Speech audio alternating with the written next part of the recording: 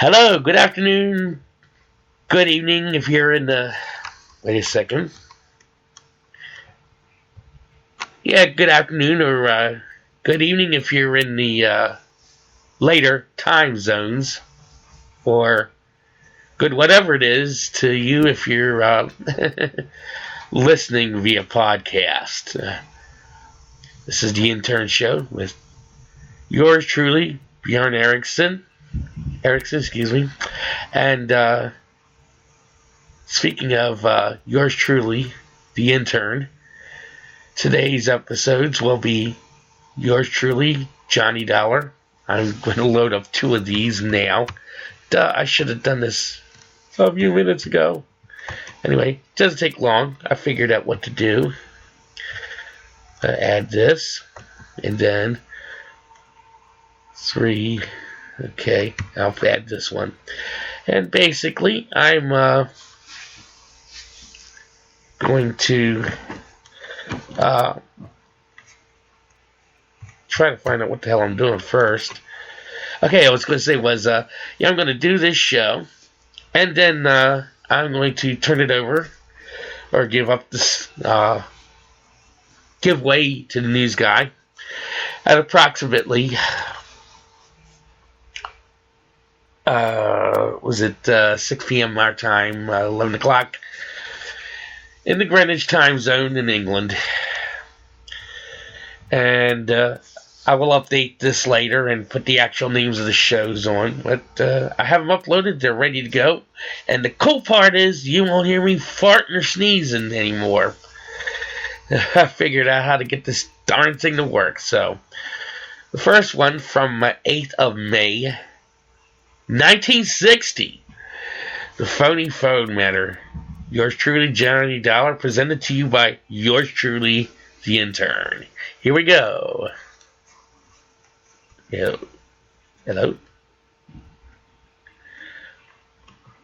Okay. I know this works. What is going on? I keep forgetting to turn it on. Duh. Anyway, yours truly, Johnny Dollar, presented by yours truly, the intern. Here we go.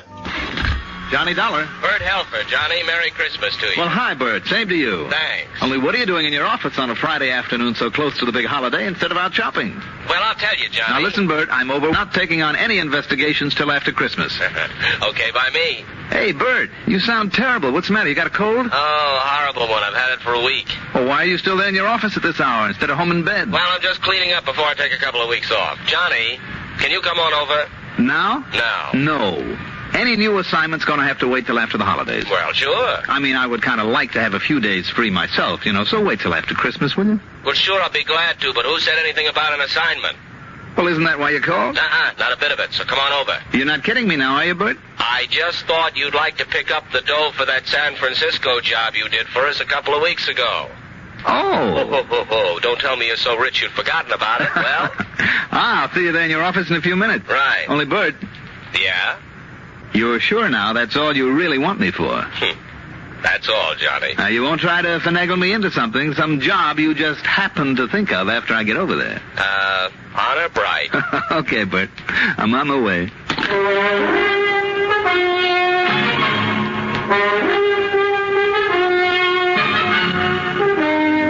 The CBS Radio Network brings you Mandel Kramer, the exciting adventures of the man with the action-packed expense account, America's fabulous freelance insurance investigator. Yours truly, Johnny Dollar.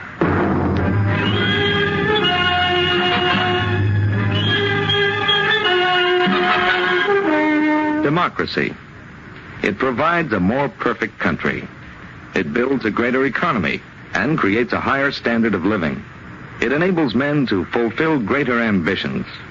It secures the blessings of liberty for all who live under it. And democracy strengthens character. With strong character, the people who practice democracy can push forward to ever-widening horizons, to even more fruitful goals. The rewards are there for those who have the courage to work for them. This courage and strength of character give assurance that democracy can provide mankind with its finest legacy of freedom.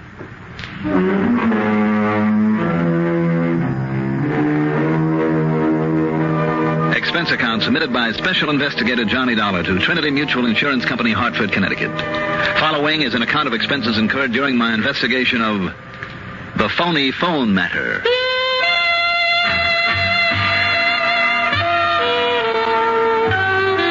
Expense account item 1. After checking out with my call service, $1.20 for a cab over to Bert Helfer's office high in the tower of the Manley Building, overlooking most of the city. Lo and behold, there wasn't a soul in the place except Bert himself. Most of the lights were off. The rows and rows of typewriters and calculating machines were covered and quiet. The filing cabinets neatly cleared and closed. Even the telephone switchboard off in one corner was untended, although I noticed one patch cord plugged in, the tiny light above it burning. It was Bert's line in use. Yeah. I'll take care of it just as soon as I get back here in the office again. Yeah, that'll be on Tuesday, January 2nd. Good. Thank you, and a Merry Christmas to you, too. Hi, Johnny, sit down. Well, I'll say this for you, Bert. You are certainly the loyal company servant. Well, I just want to be absolutely sure everything's taken care of so they won't be calling me down there in Miami Beach to lay down my water skis and come back here before my vacation's over. Oh, I can't say I blame you. And here you are, baby. Here is the money for that San Francisco job. You want to count it? How come in cash? Don't you still have some Christmas shopping to do? Don't we all? Mm-hmm. And the banks will be closed by the time you get out of here, so, well, I just tore up the check and pulled this out of petty cash. Well, good for you. And hooray for petty cash. I must say, though, there's nothing petty about the way you can run up an expense account. Oh, Bert. Only trouble is, with all this dough in hand, I'll probably go out and spend a lot more than I ought to. Oh, sure, on all that flock of gals you keep on the string. Jealous, Mr. Married Man? Sure I am. Only I'm not really. Don't you kid yourself, baby. One of these days you'll put on the halter, too. Fat chance. Now, here, if you'll just sign this receipt. There you are. Good. Oh, and here. I almost forgot. While you were on your way over, your telephone answering service called with this message. Oh? Yeah. Call Exmont 35770 immediately. Urgent. Who is Exmont 35770? You don't know? No. Well, I'm afraid I do. Who? It's the home of a character by the name of Harvey L. Hallett. Harvey L. Oh, wait a minute. Any relation to the people who took over that little plant that I passed on the way over here? Hallett Industries? He is Hallett Industries. Oh? Yeah. Look. You can see the place out of this window. You see it over there? So? You know, I hate to admit it. One of the boys in the office sold him a lot of insurance when he took over that place about 6 months ago. Well, what's the matter with that? Oh, we've had a big headache with that account on the inventory insurance. How do you mean? Well, apparently they make a lot of electronic stuff over there, and a lot of it's kind of secret, I guess, kept under lock and key. And a lot of it's been reported stolen. 6 burglaries in the last 6 months, according to Mr. Harvey L. Hallett. And we've had to pay off through the nose. Why do you say according to Mr. Hallett that way? Because I wouldn't trust that character as far as you can throw this building. In other words, if I could, I'd just cancel out his policy, I think a lot of those losses he reported were phonies. If I'd had any sense, I would have called you in on him. Well, so long, Bertie. As a matter of fact, I wish you would look into it for us after I get back. After? Okay, but not now. All right, that's all right by me. I wonder why he's called me. Well, I'm afraid it was my fault. Why? How do you mean? Well, I'd kind of let your name slip out somewhere along the line, and yesterday Hallett called me, said he'd been thinking it over, asked me for your number, and, well, I gave it to him. I'm sorry, Johnny, I shouldn't have. Especially since I want you to investigate him. So as for calling him back, if you don't want to, don't. If what you say about him is true, though, maybe I will. After the holidays. No. Right now. Oh, why? Bert, it's an old trick, and a corny one, but a lot of people still think it's pretty clever. Trick? The cover-up. A man kills somebody, or he blows his safe, or he tries an embezzlement, whatever. He's the one who calls in the cops, or even tells them that he thinks it might happen. So that nobody will suspect him. Of course. I never thought of that. So, if what you say is true, if he is the kind of guy you seem to think he is, if he's back of his own burglaries on which he has collected a lot of nice insurance money... Oh, I'd bet on it. And if he's planning another such caper... Sure he is. Johnny, I think you've got something there. On the other hand, though, Bert, if he's clean, if he really does want to help... Oh, that I doubt. Let me have the phone. Look, why don't you wait till after the holidays? Nope. Okay, it's on your own head then. This is home telephone number, did you say? Yeah, the factory is a Weatherby number. Weatherby something.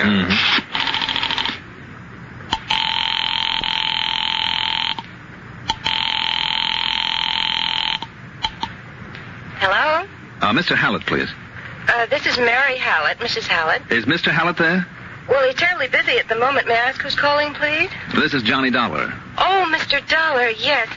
He said he was very anxious to speak with you, but he's just about to leave for New York. Oh, just a minute. Here he is.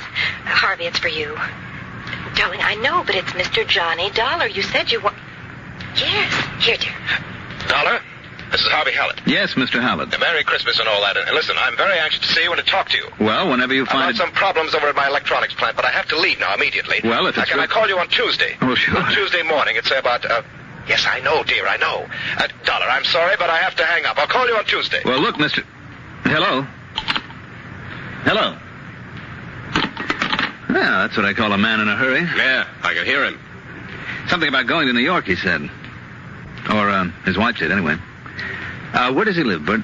Anywhere near that little plant of his? Are you kidding? With an Exmont number? No, he lives a mile, maybe a mile. Holy smoke. What's that? Or some kind of explosion, it sounded like. Johnny, look. Look out the window, right over there. Ooh. Holy smoke is right. I see. That's going to be one big fire. Yeah. Don't you recognize that building, Johnny? Oh, you're right, Bert. Hallett Industries.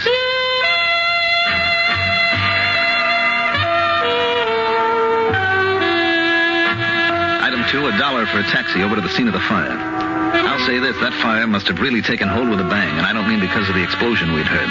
It was a small building, not more than a couple of 100 feet square, and by the time I arrived, there were flames pouring out of every window.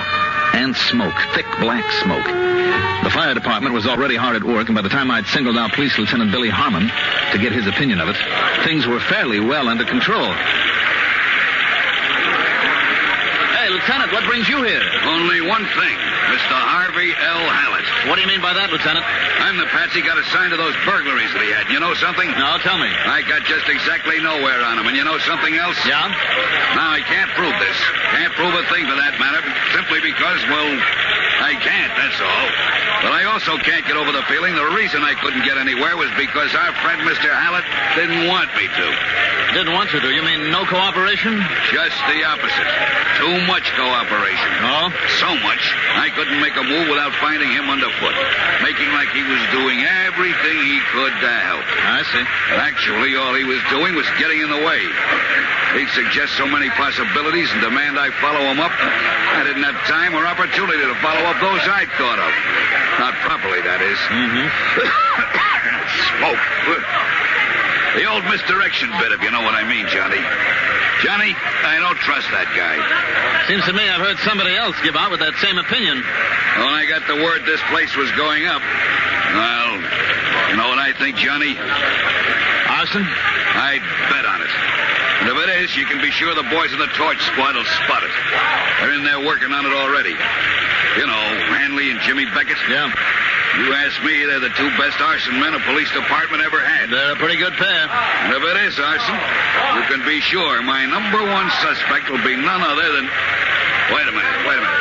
Oil off! Conroy! Keep those people back in the line before... Come on, keep them back there. Hey, you, mister. What do you think you're doing? Oh, you. Lieutenant Harmon, how did this happen? I heard the explosion all the way over at my home. Now, you claim you were at home, Mr. Hallett? Yes, of course I was at home. Can you prove that? I beg your pardon? Yes, I'm afraid he can, Lieutenant. Oh, you're Mr. Dollar. That's right.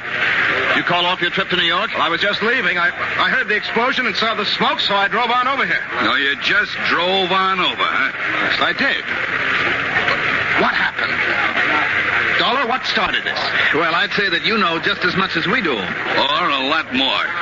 What's that? Excuse me a minute. Yeah, what is it, Beckett? Look at it, Dollar. The whole plant, the whole business, all gone up in smoke. Yeah. It's pretty well insured, though, isn't it? Huh? You think that money can make up for all the time and work and worry that went into it? All gone up in smoke. Mr. Dollar. Yeah.